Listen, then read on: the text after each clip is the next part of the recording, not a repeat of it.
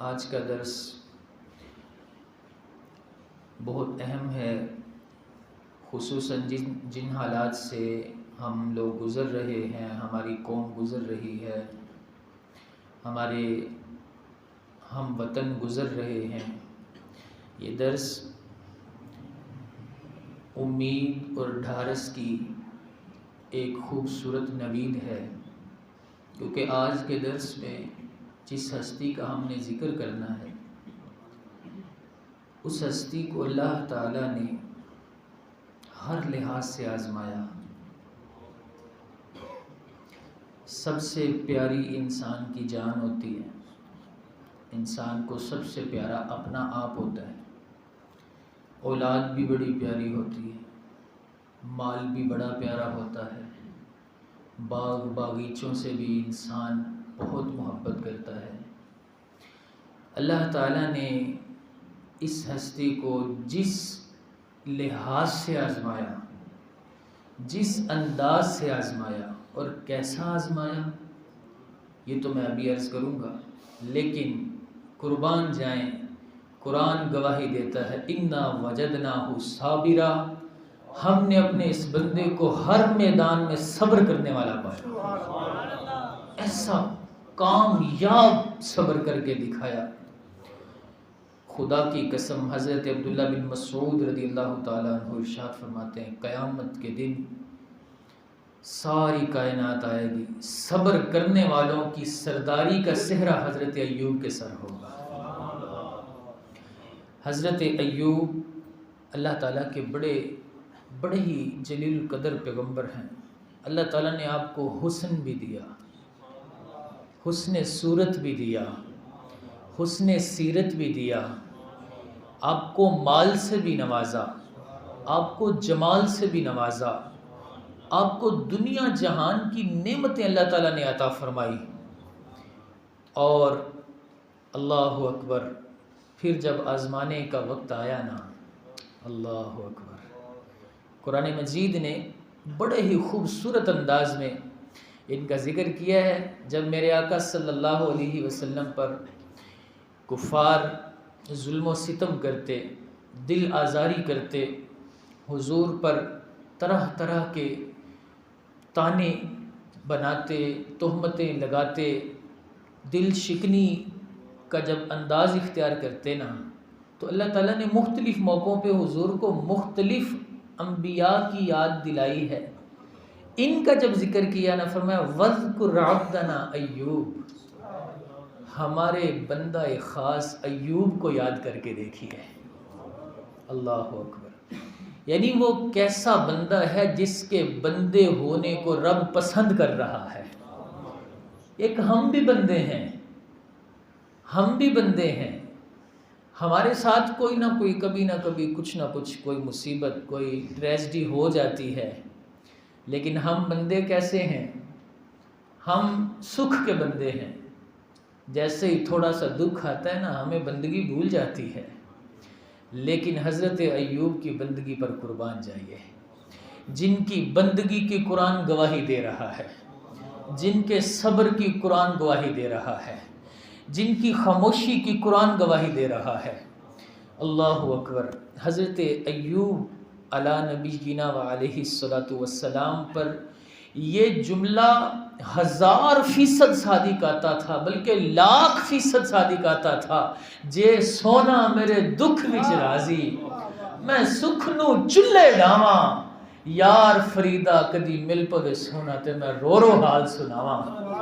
ہم لوگ باتیں کرنے کی حد تک صرف صابر ہیں، ہم لوگ باتیں کرنے کی حد تک بڑے شاکر بندے ہیں، لیکن صبر کرنا یہ اللہ والوں کا کام ہے۔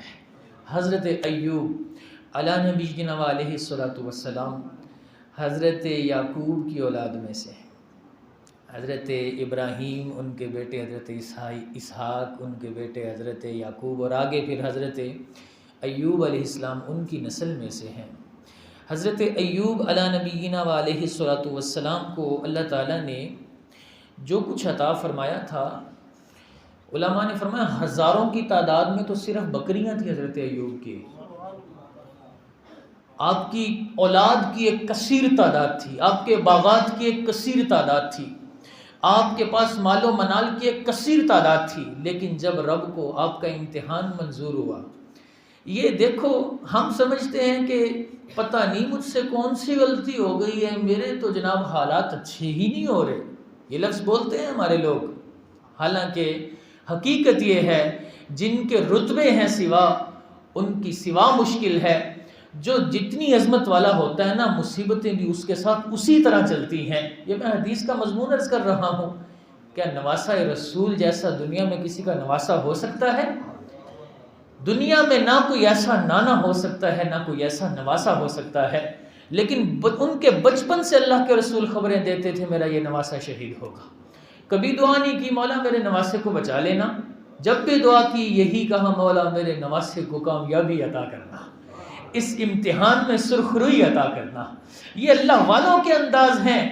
آج ہم اس مادیت کے دور میں بھول گئے بندگی کیا ہوتی ہے، اس مادیت کے دور میں میٹھا میٹھا ہپ ہپ اور کوڑا کوڑا تھو تھو والی باتیں ہو گئی۔ جناب اچھے دن آ گئے تو جناب ہم نے اپنے بڑے اچھے ایٹیٹیوڈ اختیار کر لیے، اور جیسے ہی تھوڑی سی مشکلات آئیں تو ہم نے پتہ نہیں کیا کچھ بول دیا اس خالق کائنات کے بارے میں، اس قادر مطلق کے بارے میں۔ ذرا سنو نا قرآن کا درس سنو، اور پھر اپنی زندگی پر ہم غور کرتے جائیں، اور اللہ کرے کہ ہمیں یہ باتیں یاد رہیں۔ خدا کی قسم اگر یہ باتیں یاد رہ گئی نا، زندگی اتنی آسان محسوس ہوگی۔ آپ کو مشکلات میں بھی جب رب کی یاد آئے گی نا تو دل کو قرار نصیب ہوتا جائے گا۔ حضرت ایوب علی نبینا علیہ الصلوۃ والسلام پر جب آزمائش کا وقت آیا، خدا کی قدرت ہے، آپ کا مکان گرا ہے نا، خدا کی قدرت، خدا کی قدرت بھی ہے، بے نیازی بھی ہے۔ مکان گرا، مکان کے نیچے ساری اولاد آ کر شہید ہو گئی۔ اللہ اکبر۔ حضرت ایوب علیہ السلام کے تمام جانور، جن میں ہزاروں اونٹ اور ہزاروں بکریاں تھیں، خدا کے حکم سے سب مر گئے، سب فنا ہو گئے۔ حضرت ایوب کے جتنے کھیت تھے، جتنے باغات تھے، سب برباد ہو گئے، حتیٰ کہ کچھ بھی باقی نہ رہا۔ اور دل پہ ہاتھ رکھ کے سنیے، جب آپ کو آ کے اطلاع دی جائے تھی نا حضور آپ کا مال بھی چلا گیا، آپ کہتے شکر ہے رب العالمین کا۔ آپ فرماتے میرا کیا ہے، جس نے مجھے دیا تھا اس نے واپس لے لیا ہے، میں تو کوئی زور نہیں رکھتا، دینے میں بھی اسی کی مہربانی تھی، چیز بھی اسی کی ہے، وہ دے وہ لے، وہ قادر مطلق ہے۔ جب آپ کو آ کر دوسری خبر دی جاتی حضور اولاد بھی شہید ہو گئی، آپ کہتے لک الحمد یا اللہ، حضور اللہ کا شکر ہے، میرا تو کچھ نہیں تھا، اس کا تو شکر ادا ہی نہیں ہو سکتا، میں اس کی مرضی پہ راضی ہوں۔ ہر دکھ پر آپ یہی جواب دیتے، ہر حادثے پر آپ یہی جواب دیتے، پھر اللہ تعالیٰ نے آپ کی ذات پر آزمائش کو ڈالا، آپ کے مبارک بدن میں۔ یہ بات یاد رکھیے گا، میں بڑے احتیاط سے یہ بات عرض کرنے لگا ہوں، بڑی احتیاط سے۔ کچھ لوگ معاذ اللہ حضرت ایوب علیہ السلام کے بارے میں ایسی بیماری کا تذکرہ کرتے ہیں کہ جو انبیاء کے لائق نہیں ہے۔ یہ بات یاد رکھیں کہ انبیاء کا منصب، انبیاء کا فریضہ ہے تبلیغ، اور اللہ تعالیٰ اپنے پیغمبروں کو ہر اس چیز سے محفوظ رکھتا ہے جس سے لوگ گن کھا کے دور بھاگیں، کیونکہ اس طرح تبلیغ کی راہ میں رکاوٹ آ جاتی ہے۔ بیماری آنا کوئی بری بات نہیں ہے، لیکن یہ کہنا کہ اللہ کے نبی کے جسم میں کیڑے پڑ گئے، یہ کہنا کہ ان کو لوگوں نے اٹھا کے روڑی پہ پھینک دیا، یہ کہنا کہ کوڑا کرکٹ کے ڈھیر پہ پھینک دیا، یہ ہرگز عصمت عظمت انبیاء کے مناسب نہیں ہے۔ مرض آیا آپ کو، یہ کتابوں میں لکھی باتیں، لیکن ہم ان کتابوں کی باتوں کو تسلیم ہی نہیں کرتے جو قرآن اور سنت کے اصول سے ٹکراتی ہوں۔ آپ کو مرض آیا، اس کا انکار نہیں ہے، بہت مرض آیا، آپ کے جسم میں آبلے پڑ گئے، سارا جسم آپ کا چور چور ہے زخموں سے، اور کتنی مدت تک آپ کے ساتھ یہ کیفیت رہی، کتنی مدت تک، ذرا دل پہ ہاتھ رکھ کے سنیے، سارا جسم آپ کا بدن مبارک زخموں سے چور چور ہے، بدن مبارک سارا زخموں سے بھرا ہوا ہے، سب لوگ آپ سے دور ہو رہے ہیں. آپ کو ظاہر ہے کہ ایسے وقت میں خدمت کرنے والے کا پتہ چلتا ہے نا. عام حالات میں تو سارے ہی بڑی قسمیں اٹھاتے ہیں, بڑے دعوے کرتے ہیں, بڑی یاریاں جتاتے ہیں, لیکن مشکل کے وقت پتہ چلتا ہے کہ مخلص کون تھا اور دکھاوا کرنے والا کون تھا, ریاکاری کرنے والا کون تھا, زخموں پہ مرہم رکھنے والا کون تھا اور نمک چھڑکنے والا کون تھا. این اس موقع پر آ کر بندوں کی پہچان ہوتی ہے, وقت بندوں کی پہچان کروا دیتا ہے.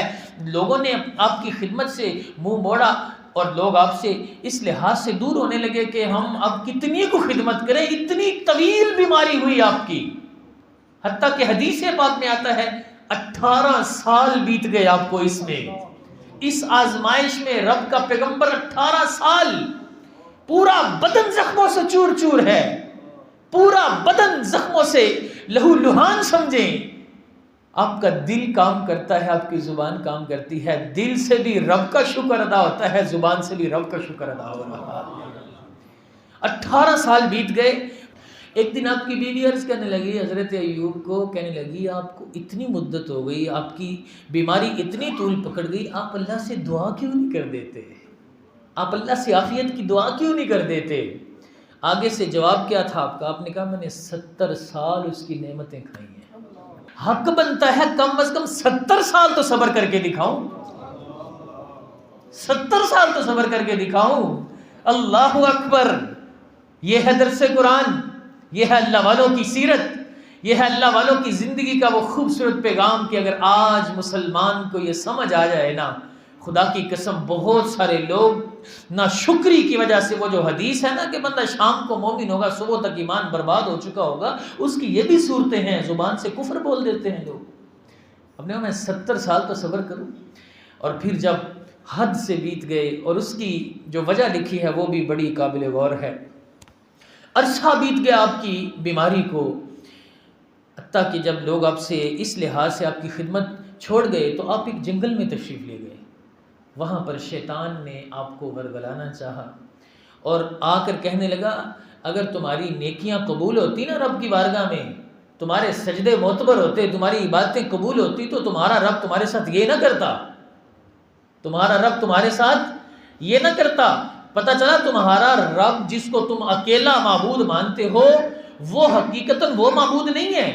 رب تو یہ بت ہیں, یہ نیکیاں, یہ عبادتیں, یہ سجدے تیرے اصلی نہیں تھے. اگر یہ اصلی ہوتے تو پھر تیرے ساتھ یہ آزمائش نہ آتی. اس چیز نے آپ کے دل پہ اتنا گہرا زخم لگایا نا. رب کی بارگاہ میں عرض کی مولا میں نے سب کچھ برداشت کیا ہے, لیکن مولا میرے ایمان پر اگر کوئی تانا زنی کرے یہ مجھے برداشت نہیں ہے, مولا مجھے صحت عطا کر دے. یہ وہ مقام تھا جب آپ نے رب کی بارگاہ میں دعا کی اور اللہ کی بارگاہ میں عرض کیا جس کو قرآن نے ذکر کیا, رب اذ نادى ربہ انی مسنی الشیطان. جب میرے بندہ ایوب کو ذکر یاد کرو, جب میرے بندے نے اپنے رب کو ندا دی, مجھے شیطان نے تکلیف پہنچائی ہے, مجھے شیطان نے اذیت میں مبتلا کیا ہے. یہ وہ مقام تھا. 18 سال بیت گئے صبر کرتے, 70 سال تک صبر کرنے کا ارادہ کیے ہوئے ہیں. آخر کار اگر دعا کرتے ہیں تو کس لیے کرتے ہیں؟ اپنے لیے نہیں کرتے, رب کی شان کو دکھانے کے لیے کرتے ہیں. دشمن کو موقع مل رہا ہے, دشمن تانے دے رہا ہے, مالک کریم تیری عزت کا سوال ہے, تیری عبادت کی حقانیت کی بات آ گئی ہے. مولا اب مجھ سے برداشت نہیں ہوتا کہ کوئی دشمن مجھے اس طرح تانے دے. مالک کریم مجھے صحت عطا کر دے, تو سب سے بڑھ کر, بلکہ آپ نے صحت بھی نہیں مانگی. حدیث جو قرآن میں لفظ ہے نا, آپ نے کہا تو سب سے بڑھ کے رحم کرنے والا ہے. یعنی اپنی عرض کا پھر بھی واضح اظہار نہیں کیا, اس کی رحمت کو پھر بھی بیان کر رہے ہیں. اللہ تعالیٰ نے کرم فرما دیا, وقت بیت گیا, زمانہ بیت گیا. مالک کائنات ارشاد فرماتا ہے یہ میرا بندہ ایوب جو ہے, اللہ فرماتا ہے ہم نے اس کو صابر پایا, اس کو صبر کرنے والا پایا, نعم العبد پایا, بہترین بندہ پایا. اللہ فرماتا ہے حضرت ایوب کو اللہ تعالیٰ ارشاد فرماتا ہے ارکض برجلک. یہاں بڑی قابل غور بات اور بڑی میں آپ کو ایک پتے کی بات عرض کرنے لگا ہوں. یہ وہی ایوب تھے نا جو 18 سال بیمار رہے, یہ وہی ایوب تھے نا. جو لوگ کہتے ہیں کہ دیکھو اگر اللہ کے نبی اللہ کے پیارے کچھ کر سکتے ہوتے تو پھر اتنی دیر بیمار کیوں رہتے، اپنے لیے کچھ نہیں کر سکے تو تمہارے لیے کیا کریں گے؟ میں نے کہا نادان، تجھے پتہ ہی نہیں ہے یہ رب کی مرضی کو کتنا پسند کرتے ہیں، یہ رب کی تقدیر کو کتنا پسند کرتے ہیں، یہ اس کی مرضی کے بغیر کچھ کرتے نہیں ہیں چاہے ان کی جان چلی جائے، اور جب اس کی مرضی ہوتی ہے تو پھر دیکھ کیسے کرم ہوتے ہیں۔ اللہ فرماتا ہے ارکض برجلک، ایوب ذرا ایڑی مار زمین پہ، دیکھ کیسے چشمہ نکالتا ہو۔ وہ ایوب جو 18 سال مریض رہے، بیمار رہے، وہی ایوب ہے، وہی ایڑی ہے۔ فرمایا ایسے ایڑی مار، ارکض برجلک ھذا مغتسل، دیکھ میں نے تیرے لیے چشمہ شفا جاری کر دیا ہے۔ یہ حضرت ایوب ہی کی تو ایڑی تھی نا یہ بھی۔ ھذا مغتسل بارد و شراب، یہ ٹھنڈا چشمہ ہے، یہ پینے کا چشمہ ہے۔ حضرت ایوب کو حکم ہوا اس چشمے سے پانی پیو، اس چشمے سے غسل کرو۔ آپ نے غسل کیا، آپ نے اس پانی کو نوش فرمایا، اللہ کریم نے آپ کی ہر بیماری کو دور کر دیا دفعتاً، چند لمحوں میں۔ آپ کی بیوی، چونکہ آپ جب جاتے تھے ضرورت کے لیے باہر تشریف لے جاتے، تو جب آپ فارغ ہو جاتے تو آپ کی بیوی آپ کو واپس لے کے آتی تھی۔ ایک دن آپ واپس نہیں آئے، دیر ہو گئی، تو آپ کی بیوی آپ کو ڈھونڈتی ڈھونڈتی نکلی تو دیکھا ایک شخص ہے حضرت ایوب سے ملتا جلتا ہے اور بڑا خوبصورت ہے، بڑا حسین و جمیل ہے، بڑا صحت مند ہے۔ آپ کی بیوی کہتی ہے بندہ خدا ادھر نبی اللہ کو تو نہیں دیکھا، ادھر نبی اللہ کو نہیں دیکھا، میں تجھ کو اس سے بڑا مشابہ پاتی ہوں، وہ جو اللہ کے نبی مریض تھے دیکھا تو نہیں ہے؟ اللہ کے نبی حضرت ایوب کہتے ہیں اے میری شریک حیات، رب نے آج کرم کر دیا ہے، میں وہی ایوب ہوں جس سے تو میرا پتہ پوچھ رہی ہے۔ رب نے مجھ کو صحت عطا کر دی ہے، رب نے مجھے شفا عطا کر دی ہے، رب نے آزمائش کا دور ختم کر دیا ہے، رب نے ہر آزمائش میں مجھ کو کامیاب قرار دے دیا ہے۔ اللہ اکبر، رب کا کرم ایسا ہوا۔ آپ کے 2 کھلیان تھے، کھلیان سمجھتے ہیں؟ پنجابی میں تڑ کہتے ہیں اس کو، جس میں توڑی ڈالتے ہیں، اس طرح کی چیزیں ڈالتے ہیں۔ 2 کھلیان تھے، اللہ نے ایک بادل بھیجا، ایک کھلیان پر کہا برس، دوسرے کھلیان پر کہا برس۔ وہ بادل، ہمارے اوپر بارش برستی ہے، اللہ کا شکر ہے بارش برستی ہے، نہیں تو ہمارے اعمال تو کوئی اور ہیں۔ عام یعنی عمومی بات کر رہا ہوں، اچھے لوگوں کی برکت سے نظام چلتا ہے۔ حضرت ایوب پر اللہ نے بادل بھیجے، ایک کھلیان برسا، ایک بادل کھلیان پر برسا تو اتنا سونا گرایا کہ وہ کھلیان سے باہر گرنے لگ گیا۔ دوسرے کھلیان پر برسا تو اتنی چاندی اللہ نے ایوب کو عطا فرمائی کہ وہ کھلیان سے باہر گرنے لگ گئی۔ اللہ ارشاد فرماتا ہے جب ہم نے ایوب کو دوبارہ سے نوازا، وَوَهَبْنَا لَهُ أَهْلَهُ وَمِثْلَهُمْ مَعَهُمْ رَحْمَةً مِنَّا وَذِكْرَىٰ لِأُولِي الْأَلْبَابِ، فرمایا ایوب کے جتنے بچے تھے ہم نے اس سے دگنے دوبارہ عطا فرما دیے، جتنی اولاد تھی ہم نے دوبارہ عطا فرمائی اور اس سے دگنی عطا فرمائی۔ بعض علماء فرماتے ہیں آپ کی اسی اولاد کو اس خالق کائنات نے پھر سے زندہ فرما دیا۔ بعض علماء فرماتے ہیں آپ کی بیوی کو اللہ نے پھر سے شباب عطا کر دیا، جوانی عطا کر دی، اور اللہ نے رونقیں لگا دی، اللہ نے کھیت کھلیان عطا کر دیے، باغ باغات عطا کر دیے، اللہ نے دنیا جہان کی نعمتیں پھر سے عطا کر دی، ساری نعمتیں اللہ تعالیٰ نے عطا فرمائی، اور آخر میں یہی فرمایا رحمتم منا، یہ ہماری جناب سے خاص رحمت تھی جو ہم نے ایوب پر فرمائی ہے، وَذِكْرَىٰ لِأُولِي الْأَلْبَابِ، اور فرمایا یہ ہم نے اس لیے کیا ہے کہ عقل مندوں کو نصیحت حاصل ہو، رب کی بے نیازی کا پتہ چلے۔ رب اپنے پیاروں کو بھی آزماتا ہے، رب اپنے دوستوں کو بھی آزماتا ہے، اپنے پسندیدہ بندوں کو بھی آزماتا ہے۔ آزمائش کا مطلب یہ نہیں ہوتا جس پر آزمائش آ گئی تو وہ کوئی اللہ کا معاذ اللہ دھتکارا ہوا ہے، کوئی ناپسندیدہ ہے۔ چند ایک حدیثیں آپ کے سامنے رکھ کے بات کو ختم کرتا ہوں۔ میرے آقا صلی اللہ تعالیٰ علیہ وسلم کی حدیث حضرت سعد بن ابی وقاص رضی اللہ تعالیٰ عنہ بیان کرتے ہیں، رسول اللہ صلی اللہ علیہ وسلم نے ارشاد فرمایا لوگوں میں سب سے زیادہ مصیبت اللہ کے انبیاء پہ آئی، سب سے زیادہ مصیبت اللہ کے انبیاء جو سب سے زیادہ رب کے پیارے ہیں، مصیبتیں سب سے زیادہ انہی پر آئی، اور فرمایا کہ پھر صالحین پر آئی ہیں، پھر جو ان کے قریب ہیں، پھر جو ان کے قریب ہے، یعنی جو جتنا نیک ہے، جتنا اللہ کا مقرب ہے، جتنا پیارا ہے، اس پر آزمائشیں اتنی زیادہ ہیں، جس پر آزمائشیں کم ہیں وہ سمجھے کہ شاید مجھ کو یہ قربت اور یہ مقام ابھی نہیں ملا ہے۔ پھر حضور صلی اللہ علیہ وسلم نے ارشاد فرمایا کہ حضرت ابو ہریرہ رضی اللہ تعالیٰ عنہ کی یہ روایت عرض کر رہا ہوں، مومن مرد اور مومنہ عورت اللہ تعالیٰ اس کو اس کی جان کے لحاظ سے، اولاد اور مال کے لحاظ سے آزماتا ہے، یہاں تک کہ وہ اللہ تعالیٰ سے اس حال میں ملتا ہے کہ اللہ اس کے سارے گناہ معاف کر چکا ہوتا ہے۔ یہ ہے مصیبت پر صبر کرنے کا اجر، مصیبت پر صبر کرنے کا اجر۔ اور بلکہ حتیٰ کہ ایک حدیث میں آیا، حضور نے ارشاد فرمایا اللہ تعالیٰ بندے کے لیے کوئی رتبہ مقرر کرتا ہے، لیکن بندہ اپنے عمل کے ذریعے اس کو نہیں پاتا، عمل اس کا کم ہوتا ہے، اس کے عمل میں کوتاہی ہوتی ہے۔ رب کی طرف سے کچھ آزمائشیں آتی ہیں جن پر وہ صبر کر جائے تو وہ رتبہ جو عمل سے نہیں ملا تھا وہ اللہ صبر سے عطا فرما دیتا ہے۔ اس لیے اگر آزمائشیں آئیں، مصیبتیں آئیں، تو یہی تو موقع ہوتا ہے یار رب سے صلح کرنے کا، یہی تو موقع ہوتا ہے اس سے یاری لگانے کا۔ لیکن یہ یاری مطلبی نہیں ہونی چاہیے کہ بندہ اس وقت تو صلح کر لے اور جب وقت گزر جائے تو پھر بندہ، قرآن نے تو یہ کہا ہے نا، بندے کی یہ صفت بیان کی ہے، اذا مس الانسان الضر دعانا، جب کوئی مصیبت آتی ہے ہم یاد آتے ہیں، اور جب جیسے ہی ہم اس کی مصیبت کو ختم کرتے ہیں تو پھر وہی بے وفائیاں۔ ہمیں ہر حال میں اللہ کا شکر ادا کرنا چاہیے، ہمیں بھی اس شعر کا مصداق بننا چاہیے، جے سونا میرے دکھ وچ راضی تو میں سکھ نو چلے ڈاواں۔ اور اللہ سے مصیبت سے عافیت مانگنی چاہیے، مصیبت کی دعا نہیں کرنی چاہیے، دعا یہ کرنی چاہیے مولا مجھے عافیت عطا کر، مجھے مصیبت میں مبتلا نہ کر۔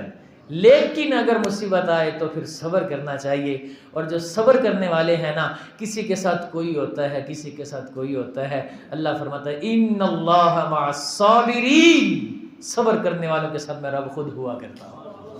اللہ تعالی ہماری آج کی اس حاضری کو شرف قبولیت عطا فرمائے، اپنے پاک پیغمبروں کی محبت ہمیں عطا فرمائے، ان کی سیرت پر عمل کرنے کی توفیق نصیب فرمائے۔ آمین بجاہ النبی الامین صلی اللہ تعالی علیہ وآلہ وسلم۔